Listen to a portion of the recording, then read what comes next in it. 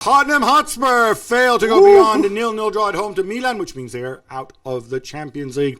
Jules, this was Dyer, even though he wasn't there. No, I see what you did Dyer there. suspended, of course. Yeah, of course. I mean, I was so sad I could not sleep, so I watched that game. When I came back to the hotel last night, I thought they were terrible, which we kind of knew because they can't.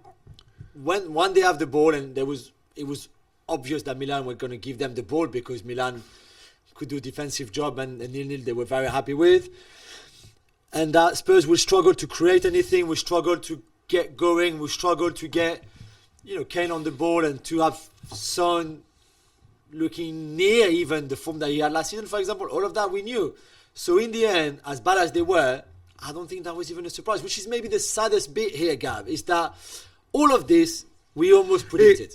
It was a surprise to me. Look, was it really? I thought we would see a lot more for Tottenham. That's why, I thought that they could go and turn it around against Milan. I thought, the stadium at home, Antonio Conte's return. I know they lost to Wolves. They were not that bad against Wolves. For 60 minutes, 70 minutes, they were pretty good against Wolves, actually, and should have put the game away in the first half. So I thought, all right, channel that, Conte shouting, this is where it finally comes together. I was completely wrong. It didn't happen. In fact, you could be watching this game, and if you didn't know the score in aggregate, you would assume it's like a league game where both teams are playing for 0-0, or you would have thought that Spurs would lead. There was so little urgency. Yeah. Romero gets himself... That's what he does, though. Again, that's not a surprise. He's done it twice, which is 2 times too many this season. So unnecessary, putting yourself in that position. Completely. You had the Harry Kane header at the end was really, I thought, really the only viable chance that they created. And the defective cross. From Milan's perspective, I'm not a fan of the back three, but it's giving results, and I think you have to give credit to those guys. We're talking about Ciao, who's really, really young. This isn't Italian team goes with back three and it's Bonucci, Chiellini, and Barzagli. No, we're talking about Tomori. We're talking about Kalulu, who's still very young. And we're talking about Malik Ciao, who I think has played half a dozen games for Milan. Yeah, he was not playing 2 months ago. So I think that's a real credit to and Magic Mike makes a big difference. I mean, his distribution, apart from Edison, who I think is still the best goalkeeper with the ball at his feet, I think Magic Mike is second best. You have Magic Mike as the second best goalkeeper in the world? No, as in terms of distribution with the ball at his feet. Okay. So Edison is the best. Is he the best keeper in the world? Who? Magic Mike?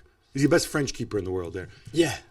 I think Hugo watches the show, and he's the France number one, so he has to be the best, goalkeeper for France.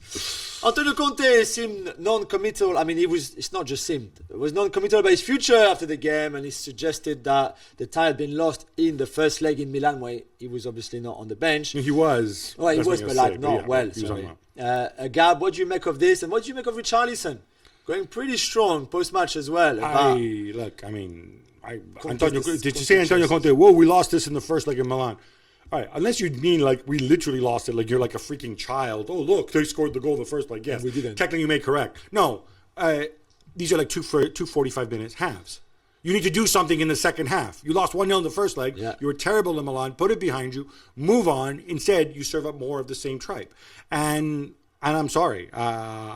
You're part of the problem with the issue on the night. Because those players take their cue from you. You need to make the adjustments. Richarlison, I can understand why he's frustrated. You're chasing the game, and they send him on with 20 minutes to go? Yeah. I mean, come on. I mean, seriously? But you think Son all of a sudden is going to turn back the clock? I'm not sure Richarlison can turn back, change the game either, even for more time. It's fine, but if you don't create any chances, yeah, at some point do something different. There's no way Conte is staying, right? We agree on this. It's not. It's not clear to me that he wants to stay, and it's not clear to me that Spurs want to keep him. Exactly. I mean, we'll see how that one goes, but. Thanks so much for watching ESPN on YouTube. And for more sports highlights and analysis, be sure to download the ESPN app. And for premium content and live streaming, subscribe to ESPN Plus.